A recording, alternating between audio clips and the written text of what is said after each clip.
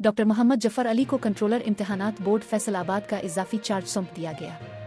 Lahore, Mujahid news. महकमा higher education Punjab ने अहम इंतजामी तकर्री करते हुए doctor Mohammad Zafar Ali BS 18 additional director general दफ्तर divisional director secondary education Faisalabad division को board of intermediate and secondary education Faisalabad के कंट्रोलर इम्तिहानात के तौर पर इजाफी चार्ज दे दिया है।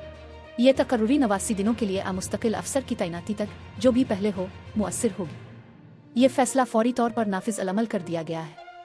ये हुक्मनामा 5 मई 2025 को लाहौर में जारी किया गया, जिस पर सेक्शन ऑफिसर बोर्ड्स मोहम्मद ताबिश नसीर के दस्तखत मौजूद है। नोटिफिकेशन के मुताबिक इस फैसले से मुताल्लिका तमाम अफसरान और इदारों को बाज़ाब्ता तौर पर आगाह कर दिया गया है, जिनमें chief minister office directors, secretaries और दीगर मुताल्लिका हुकाम शामिल हैं।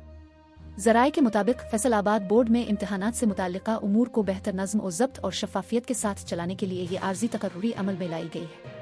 डॉक्टर मोहम्मद जफर अली तालीम के शोबे में तजर्बाकार अफसर समझे जाते हैं और तवक्को की जा रही है कि वो अपने फ़राइज़ बखूबी अंजाम देंगे। मुजाहिद न्यूज़ को फॉलो कर लें और दोस्तों के साथ ज़रूर शेयर करें।